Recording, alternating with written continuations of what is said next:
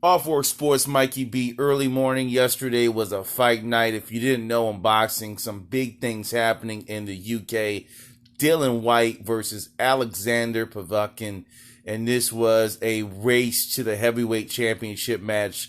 Fury, AJ, those were guys and names in contention of possible fighters that these guys will fight after this fight. It was the perfect setup for Mr. Dillan Whyte. That was the cash cow. That was the next guy up. And a little bit of history on Dillan is the little a little bit of a commentary I got from David Chisora the other day, understanding what Dillan Whyte kind of did to this heavyweight race and kind of the punishment that Dillan Whyte was given due to him not taking the AJ fight. So let me give you more background.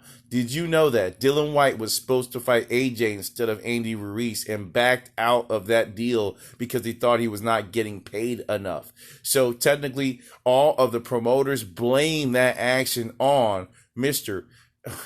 Dillan Whyte. They're saying he ruined AJ's superstar career and undefeated matchup, and again that kind of went away, and I agree with Chisora. That went away with the rematch and the amount of money and popularity that AJ got after fighting Ruiz the second time, right? You beat an American fighter, or an American fighter beats you. There's more people in the United States versus UK. There's much more hype, so it actually worked out for the promoters in the best way.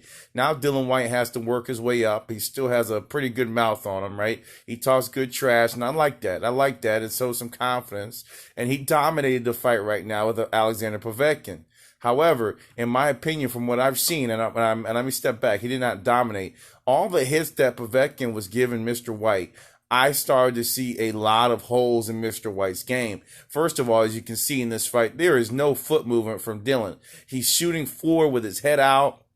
He's showing good composure and holding his gloves up when he throws, but there's still amount of, speed-wise, he's not there. Look at the foot movement here in this fight.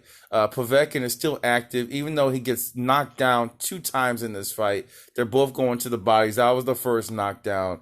And Dillan Whyte was showing, again, great body work and great jab, but not enough foot movement. Povetkin, however, I call him the Russian Mike Tyson, was getting dominated in the early rounds, but still dedicating to the body. Both of the dedications to the body cause one thing, right? If you keep going to the body, the hands up top start to go low because it freaking hurts. So at the end of the day, it was a cat and mouse game. Dillan Whyte, I thought, had the fight. There goes a second knockdown. But again, he gets right back up, which tells me a flash knockdown, tough dude, and he comes back up, right? And then we get into the latter rounds, and it looks like Dillan Whyte's going to cruise through and win the fight. Guess what happens?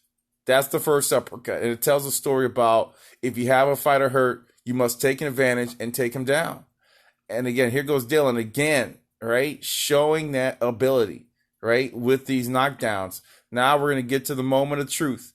Again, the foot movement, I didn't like. There it goes. Good night. See you later. Sayonara. Yeah, man. I love the Jamaican, man. Yeah, man. But, man, that was a knockout of the century, man. Jesus. That's going to be on all the videos. Dillan Whyte's opportunity to go win a championship matchup or a matchup with Fury and AJ has been delayed. Both of those guys have AJ's taken a loss and come back. But Dillan, man, slip pasa. As you can see, Dillan constantly throws on the inside. He thinks he's a smaller fighter. He was slow to react, didn't have his hands up in a proper way as he was trying to give us a little bit more offense, a little bit of more confidence in his boxing style. Dillan, again, a little bit too top-heavy. However, that is his style. That's the type of fighter he is. I would like to see him lose some weight.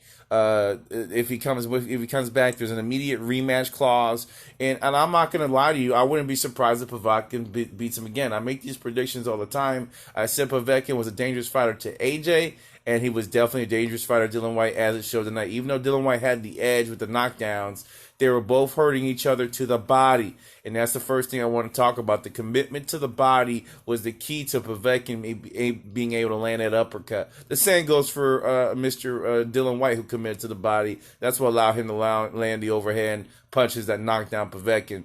In this case, Povetkin got the better shot and won the fight. So what does this do for the division? At the end of the day, Uh, I think Whyte is still going to, they want him to be the cash guy. He's a good talker. He sets things up right from a talking perspective. Eddie Hearn needs this. He needs the money. He needs him fighting Fury or AJ because of his mouth for an opportunity now to get a little bit more money. So Povetkin will get a rematch at probably in December time frame. It will be a quick do-over. And we're going to see what Whyte can bring to the table. Will he be afraid, or will he eliminate this fighter early on so he won't have to go through the pain of what he just went through? He's going to have to, when you have somebody damaged, just go all for broke and take him out. Now, the problem is Povetkin has power, and he is a very powerful fighter. He's fought a lot of guys. So it's going to be scary for Dillan Whyte to go all out and leave himself open, but I think that's his only option.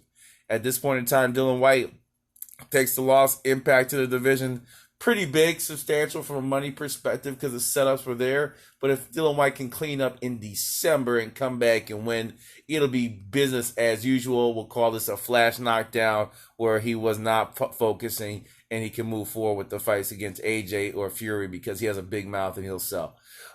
All four sports, I'm going to sign off. Great fight last night. We saw KO, like heavyweight magic. Russia strikes again. Man, the MIGs, baby. I'm gone. Peace.